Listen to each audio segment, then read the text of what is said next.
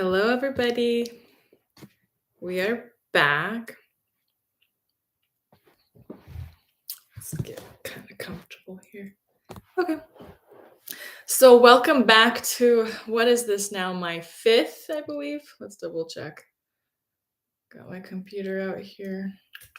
This is now our fifth episode about the Power Within series, and today's conversation is going to be a little bit more on the educational clinical side, but hopefully you are prepared, and hopefully I'm prepared to bust this out and talk about it.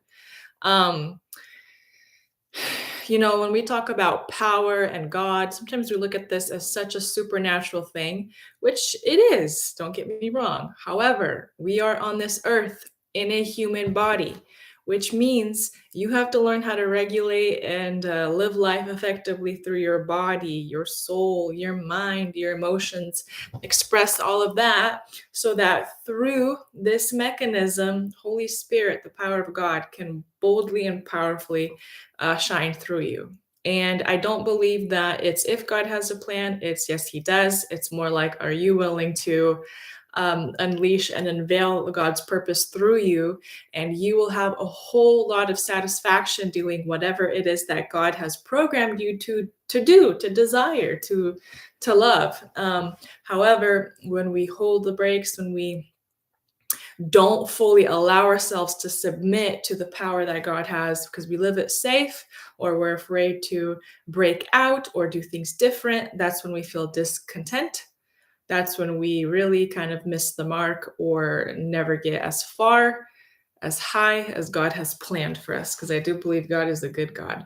So let's dig in. This morning I'm going to take it a little slow. I don't want to go way too fast. I want this to be very applicable to whoever I'm speaking to. So let's get started. The title for today: Niceness or Trauma Response.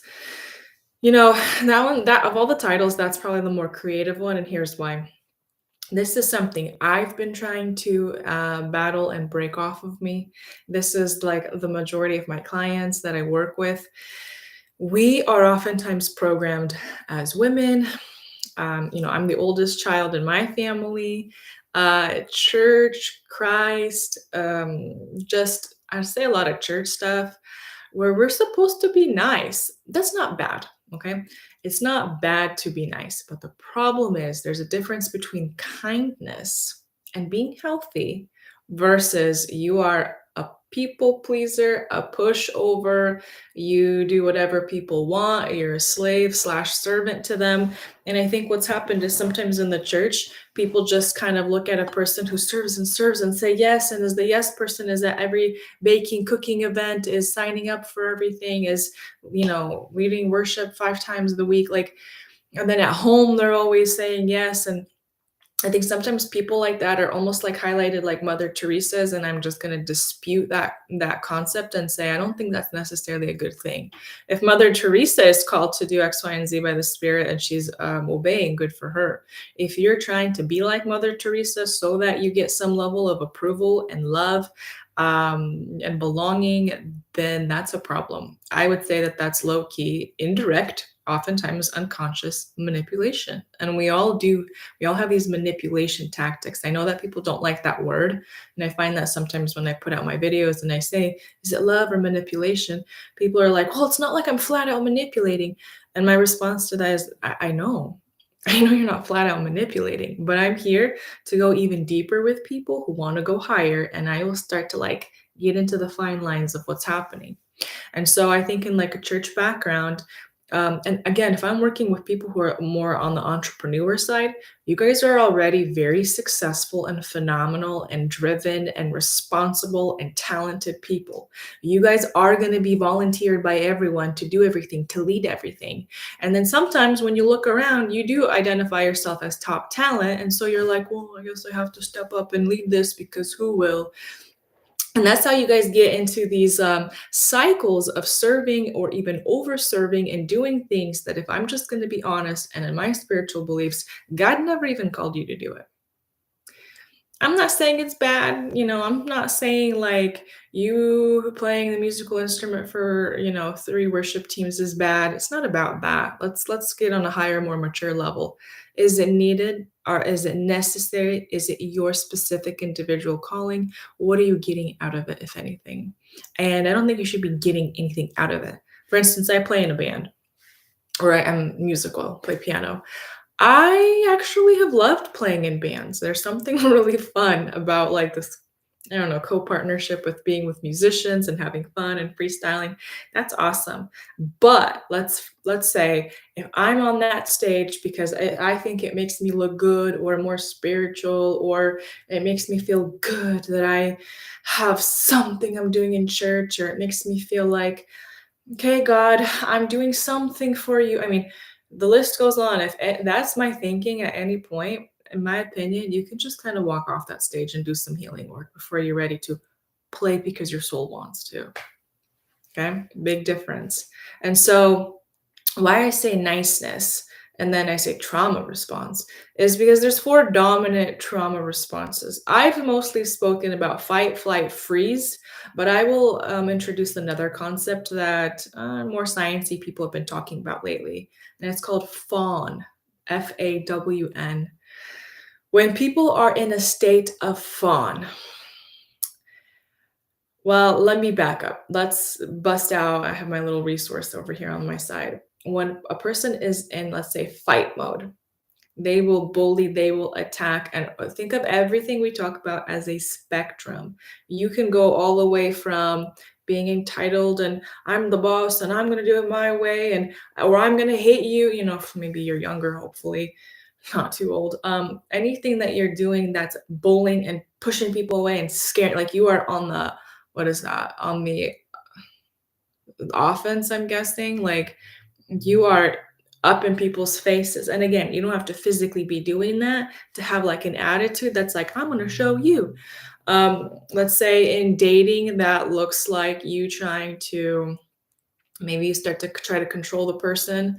Maybe when you're feeling threatened or triggered, you are, starting to point out not so great things about them to look better.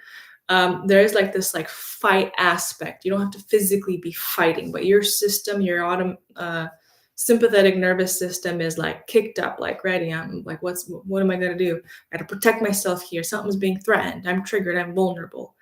Some people have that as their response. And we have multiple responses, but we do have go to default and sometimes in different orders.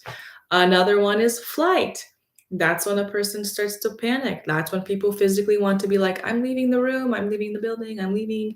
I can't be here. I can't be in this kitchen right now. There's conflict, there's nervousness, tension. These are going to be people who want to, if they can't physically run away, they're probably going to try to run away in their mind with activities. And this is one that is kind of hard to catch sometimes with people. They become kind of passive, they're disconnected a little bit, they're, in their daydream, detached. Well, they're more like, let me back up. I don't want to confuse flight and freeze. The flight mode, they will just get busy. They are the people that are like, well, I'm just going to go do this instead. They find something else to do to keep their mind off of what's going on. They're in that escape mode. Um, they are sometimes the overachievers. They are the ones that will find something to do that makes them feel kind of productive and grounded and have something to offer, but they're escaping the situation that's triggering them. So maybe you're like in a business meeting and something's going on. And then after that meeting, you're like, instead of actually talking and bringing up a topic that bothered you, you're like, well, I'm just going to go do X, Y, and Z. And who wants cookies? And I'm just going to go work on the next project and actually have to go home and da, da, da, da.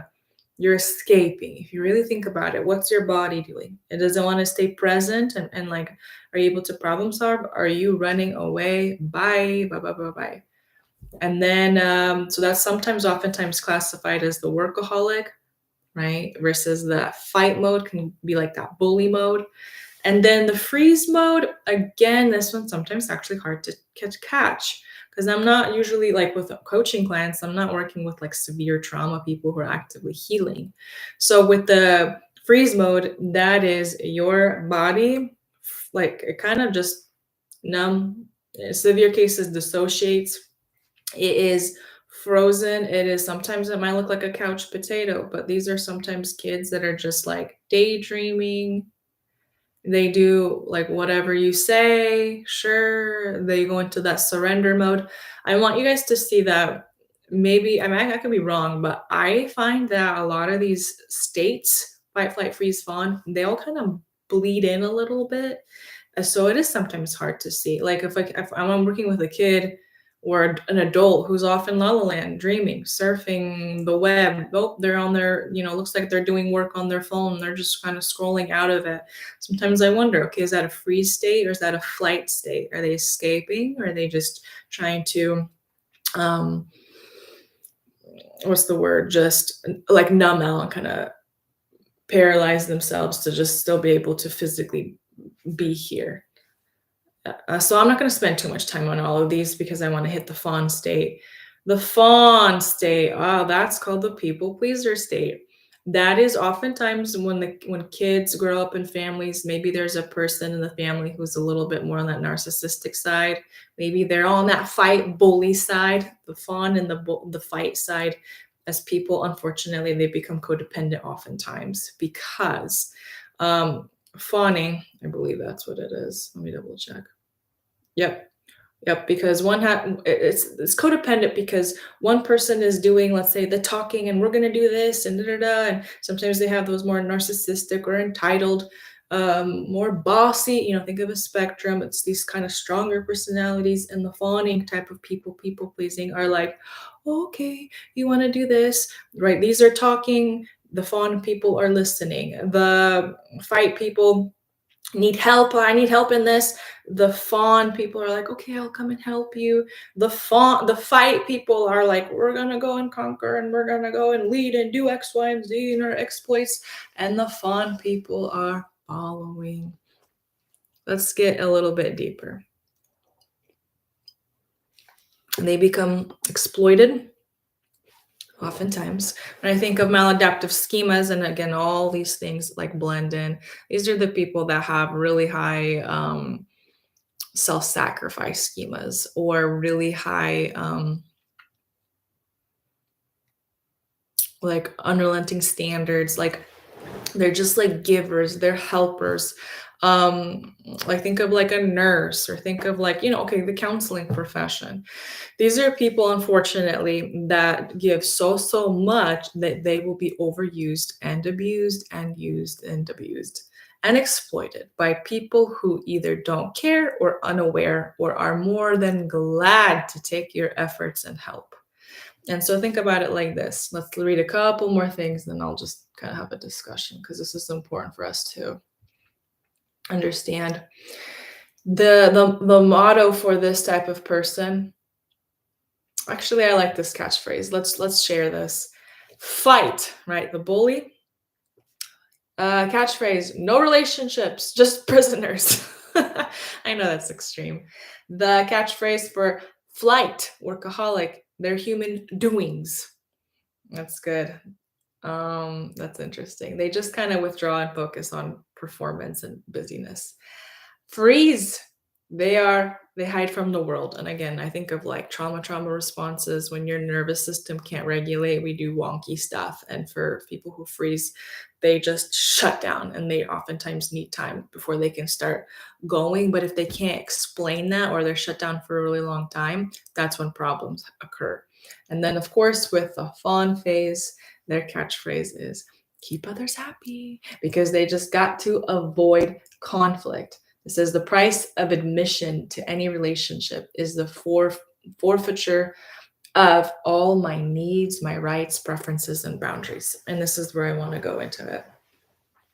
If you are afraid of conflict, I'm not saying it's easy. If you struggle with communication, you struggle to speak up for yourself.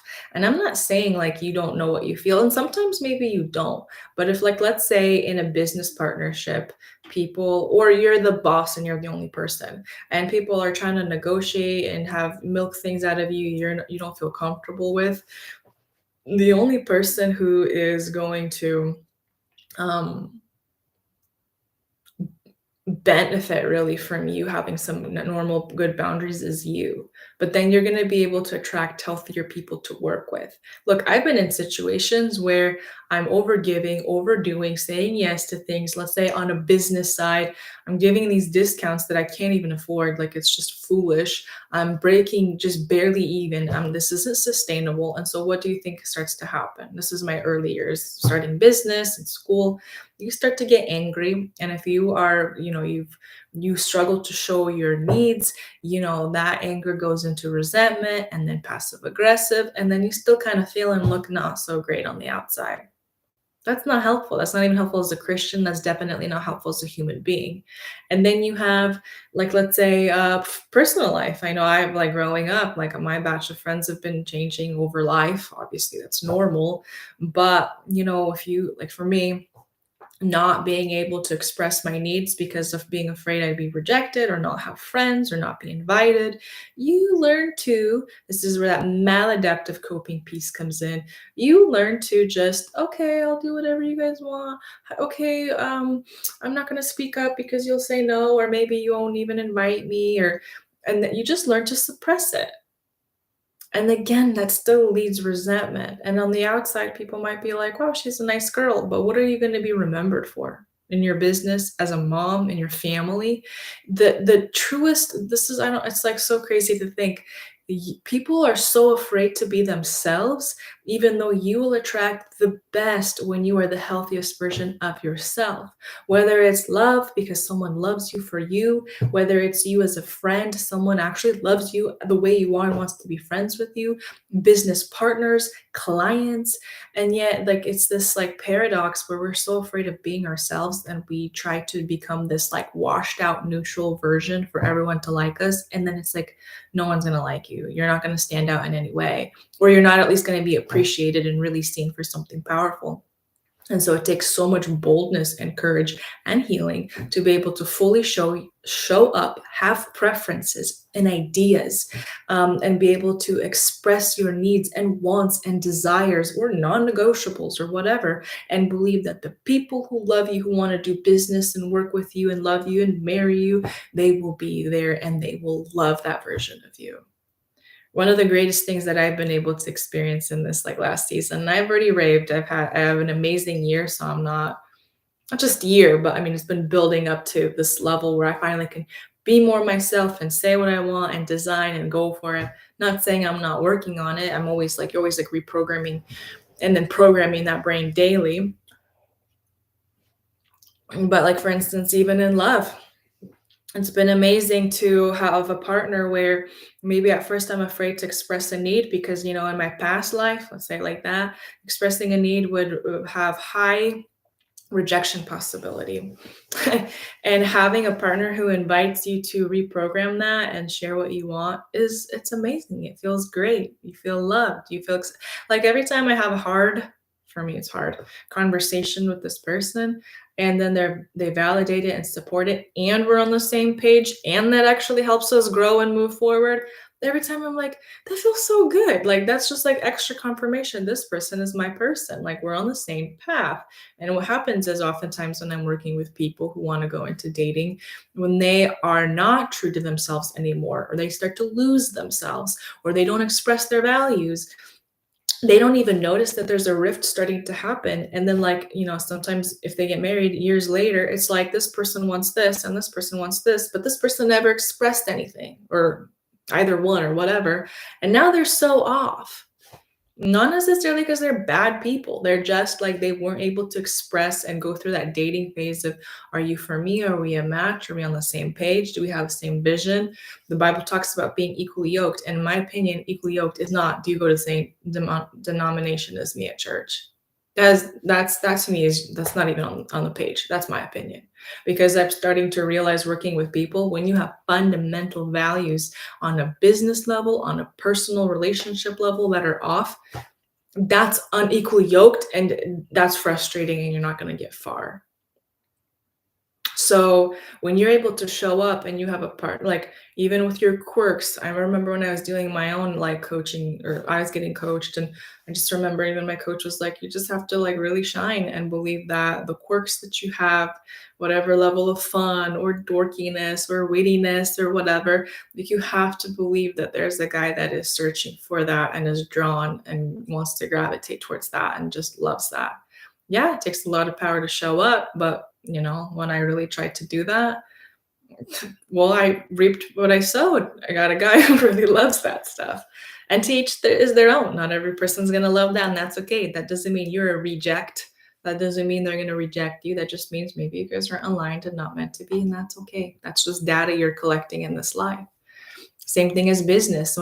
I realized anytime I tried to fudge or bend a little in the direction I know I'm not, like I've decided that my most passionate, fun work is anytime I could do counseling or coaching, I can weave in Christian biblical verses. That's the book I was raised to understand. I know there's a lot of wisdom in other books, but this is one of the manuals that I really appreciate, that I think gives a lot of life wisdom.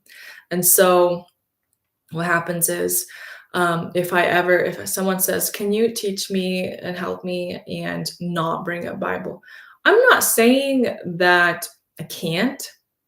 And I know other coaches that are Christian people and can do that really well, and that's their calling. But I realized for me, it's not. Like it just is, to me, it's boring and it's lame and it feels so dry, my work, when I can't bring up like something like spiritual, let's say it like that. And I was just, the more I own it, like, I love this. This is actually one of my passions, blending in spiritual principles with psychological principles and then having people see it like practically. If I, one third of that equation is gone, I don't like what I do. And instead of me being like, okay, I got a client, but they don't want me to talk about Bible and dreading the next, my time commitment with them. Instead of doing that, now I speak up and say, this is my style. This is who I am. This is what brings me passion and joy. And I work really well with clients who look for that. And then they see a lot of result. And that's like that cycle of joy and success. If I speak up, I do a lot better in life. And then I got to believe that God's going to continue to bring me the people who match me. But I can't attract that if I don't advertise and show who I am. And I understand there's a level of vulnerability. And so, again, when I say niceness, listen, you're not doing anyone a favor, definitely not yourself. If you are like just people pleasing and trying to take every client and saying yes to everything, and you're dating someone and now you're just kind of losing yourself and you're not even enjoying it anymore, and on the outside people are like, wow, she's always people pleasing, and in reality that's just a trauma response, because you're afraid of being rejected, you're afraid of not being included, you're afraid that conflict and whatnot is gonna like do harm to you. And so my invitation for you is start to identify, where am I genuinely being kind because I want to be, because this is my fruit of the spirit, because this is where I choose to show kindness or grace and mercy, versus if you really are honest with yourself, you're actually just kind of people pleasing, you're afraid of conflict, you are petrified of what people are going to say or do as a result if you do express your needs.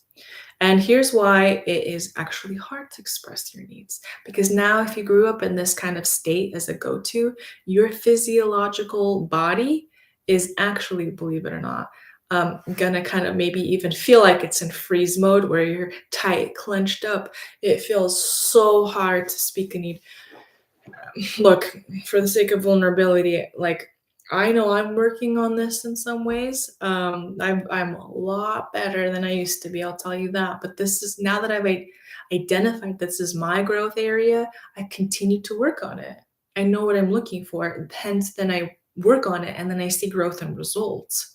So for instance, I remember like in some of my friendships and relationships, like, thank God I have some healthy friends where we have like an agreement in our friendships where vulnerability, openness, communication is invited if it builds the other person up and ourselves. So, I mean, no one's going to tear anyone down if we have like feedback or a request. And I just remember sometimes sharing something, I just feel like I'm getting choked up. I'd rather like cry and walk away than express the need. And I'm like, this is like a demon, for crying out loud. It's like my last episode, breaking off strongholds. I think it's really not funny, but sometimes when people do like deliverance ministries and people see someone manifesting and they're like, it's a demon, it's a demon. Okay, fine. Okay, fine, it's a demon. But the thing is, like, your physiological body is responding in trauma mode. And if you're starting to clench up or your adrenaline is going, like you can say your autonomic nervous system, if you know medical stuff, is starting to get up, heightened up, adrenaline is pumping, there's a perceived threat, not necessarily real. And if you're getting scared, you're getting choked up, you want to cry, someone from like maybe a deliverance ministry team would be like, oh, they're manifesting. And if that scares you, then don't even listen to that. Look at it like this, like, dang, my body has been programmed to react like this when there is no real threat. My friends are inviting me, or my business people, or my husband wants to hear my opinion about this topic. And you got to go in and kind of nurture this inner child and be like, what's going on that you're so scared, so petrified to share your need? And it's not even a bad need. Maybe it's like you feel overwhelmed and you need to cut back on some hours. Maybe you're feeling left out on a project that you were so excited to do and have so many opinions. Maybe, your friends are, I don't know, maybe you're going on some trip and they're planning everything and you don't feel like, that one place you wanted to go to is being respected.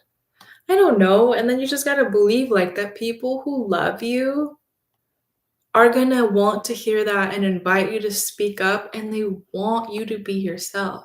Because if you're just going to be some robot that goes along with everyone, you're not going to be memorable. And believe me, that's going to take away from the life and passion that you have from your love life to your business life. And so it's like ironic that the most courageous thing you could do is be yourself from a non-threatened, non-triggered aspect, where we can lower our defenses and not be in fight, flight, freeze, fawn mode. And I understand those are default modes, and sometimes maybe they're necessary if it's like survival, but we don't have to live out of that.